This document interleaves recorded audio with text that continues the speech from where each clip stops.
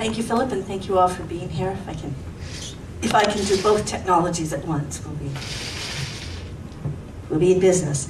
So I'm going to talk about nuclear waste, nuclear fuel waste in Canada. And as you've already heard, there's a variety of nuclear waste produced along the nuclear chain, right from uranium mining right through to the very end product, which is either waste or weapons. And in Canada we have the entire chain here. We've got uranium mining, used to be in Saskatchewan. Oh, this machine is going to go on its own accord. Uranium mining, milling, we have milling is in northern Ontario. Actually, the milling now happens in northern Saskatchewan at the mine site. The refining is in northeastern Ontario and Blind River. Conversion at Port Hope on Lake Ontario. Fuel fabrication in Toronto and Peterborough. Can you just move a little bit that way? Thank you. I can. That's great. Thanks. And then power production is Ontario, Quebec, and New Brunswick. And then the waste is removed from the reactors. It's cooled and stored at the reactor sites in the short term. And then we're left with the big question, which is where does that waste go in the long term? What we don't have here is there's another little button around here where the waste, where we also have nuclear weapons. And of course, none of Canada's uranium goes into nuclear weapons. And there's no country in the world that produces uranium that acknowledges that their uranium does go to nuclear weapons. So it's a mysterious source those weapons manufacturers have. So nuclear fuel waste It's Al-Qaeda. It's Al-Qaeda, it must be. From them. That's right. So nuclear waste is a byproduct of nuclear power. Nuclear fuel waste that I'm going to talk about today is a byproduct of nuclear power generation. It's the fuel that comes out of the reactor. So what happens is you have the uranium, it's mined, it's milled, it's refined, it's put into pellets, it's put into these. This system really wants to just go. I think there is a timing on it, which might be a good thing, might be a bad thing. Goes into the fuel bundles. The fuel bundles go into the reactor. It stays in the reactor for 18 months, and then it comes out. A reactor is a really expensive, really dangerous way to boil water. It's a really, really big, fancy kettle. It boils water to create steam to drive the turbines. But unlike the kettle in your kitchen, at the end of it, after 18 months, you take a fuel bundle out that is so lethal that exposure within 20 seconds would kill you. The fuel bundles have to stay in the pool for about 10 years in the Canadian system. Then they can either stay in the pool for a longer period of time if they don't have dry containers to move them into, or they can be moved on site into something that's called a dry container. And the industry says that the dry containers are good for 50 years. Now, as we approach the 50 years, they're tending to say they're good for 100 years. But the industry's dream has been for many decades to move that waste off of site and bury it somewhere far away. The only problem is there is no place that's far away. Everywhere you can go, there is some community, some living thing, some ecological system that's going to be severely impacted by that waste repository being established. The waste is a problem for a couple of key reasons. It's extremely radioactive, really hot when it comes out of the reactor, but stays radioactive literally virtually into perpetuity. It's a forever problem. There's 250 different radioactive isotopes and then a whole bunch of chemical contaminants as well. And they have different half-lives, different breakdown times. But it's fair to say that we're looking at a couple of 100,000 years till the waste has cooled off enough that it is not an urgent problem. The level of urgency will drop off maybe in a couple of 100,000 years. So I think from a human perspective, given that we can't recall, our history only goes back, several thousands of years, I think it's fair to say it's forever. So it's very long-lived, it's extremely dangerous.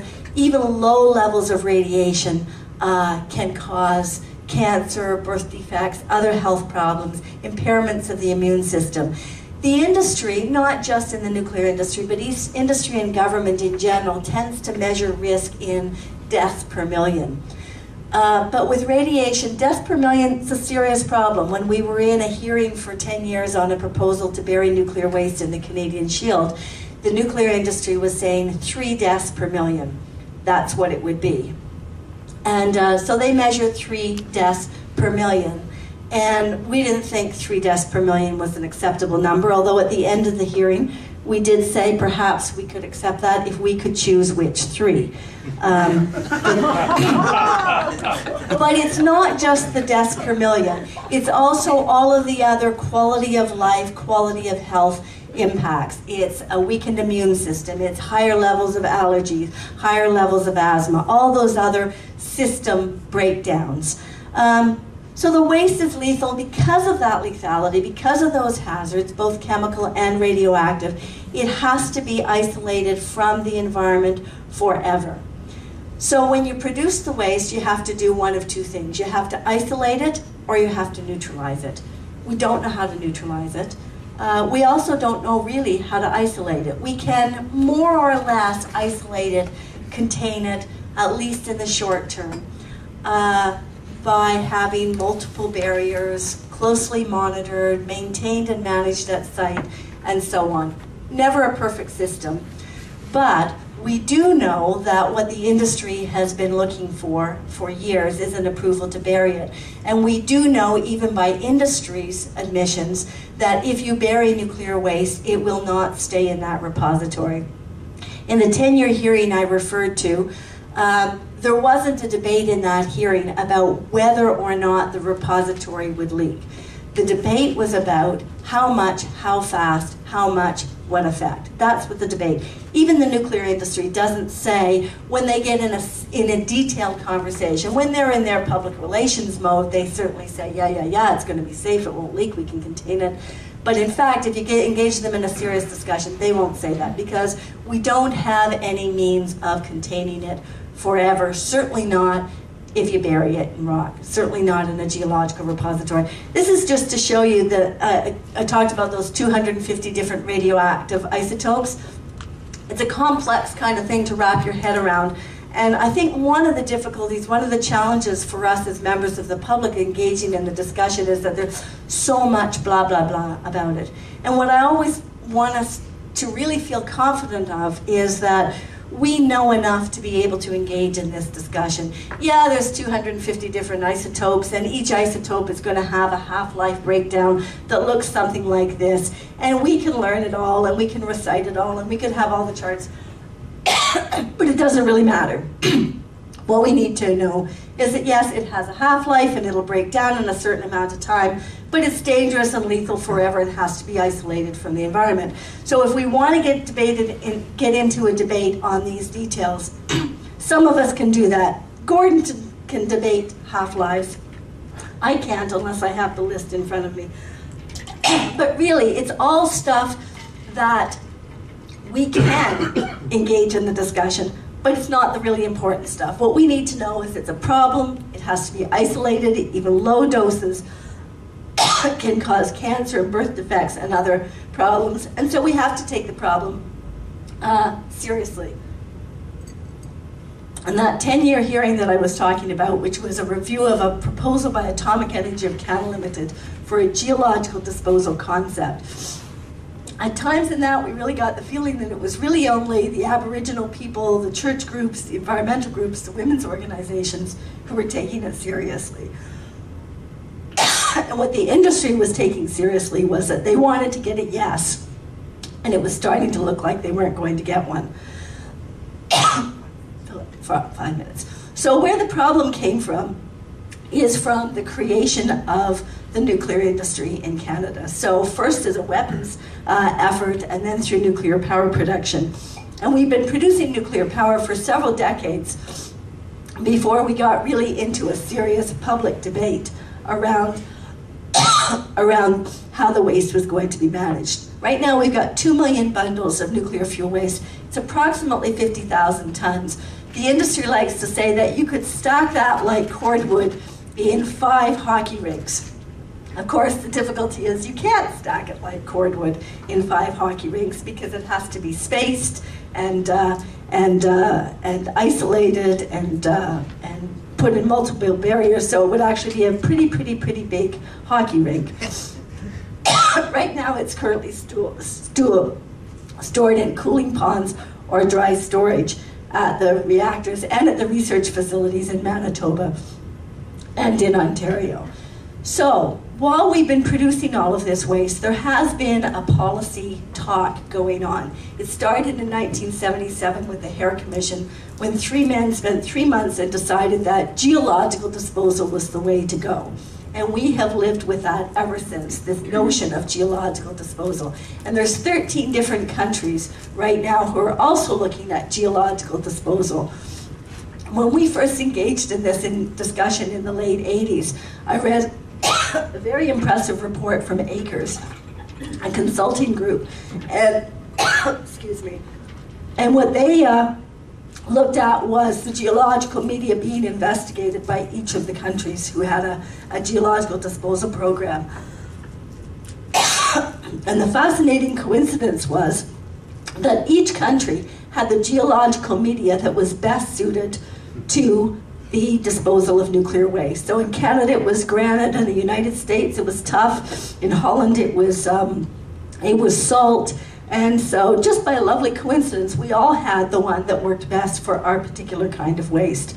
So we started out in the 70s, Atomic Energy of Canada Limited started looking for a site, and they went into a number of communities, got chased out of each one, and then they switched to a generic concept. They began developing this idea of nuclear fuel waste. They went through a 10-year environmental assessment hearing, and at the end they failed to get an approval.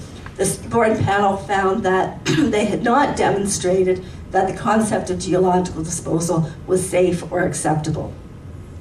So the federal government then responded to that 10-year federal environmental assessment hearing, $70 million and many years of effort on the part of civil society groups. They responded to that, turned it upside down, said they accepted in principle, which means we're really not going to do anything important that the panel recommended, and created the Nuclear Fuel Waste Act. The Nuclear Fuel Waste Act then created the Nuclear Waste Management Organization. And the Nuclear Waste Management Organization was to spend 3 years looking at 3 options: centralized storage, storage at site, or geological disposal. The Nuclear Waste Management Organization consists of the nuclear industry, Ontario Hydro, now Ontario Power Generation, Hydro-Quebec, and New Brunswick Power. Not surprisingly, after 3 years, the option they found to be the best was remarkably similar to Atomic Energy of Canada Limited's geological disposal concept, burying it in a rock somewhere. Significant difference was it no longer has to be in the Canadian Shield. In Nuclear Waste Management Organization's view, any rock will do. Any rock. Just give us a rock that somebody will say yes to, and it'll do. So, in 2005, they put in their final report. The federal government, of course, said yes. Before the federal government officially said yes, the Nuclear Waste Management Organization had already launched their design of a site search. So 2007 to 2009, they spent designing their process for selecting a site. And they launched that in May of this year. So the Nuclear Waste Management Organization are the people who now believe themselves to be in charge of this issue. Their plan is to bury nuclear waste in a rock formation. So they've combined all of the worst aspects of those 3 options into what they call adaptive phase management. And there's a lot of spin on it, which I only have 2 minutes, so I'm not going to use one of those minutes on that.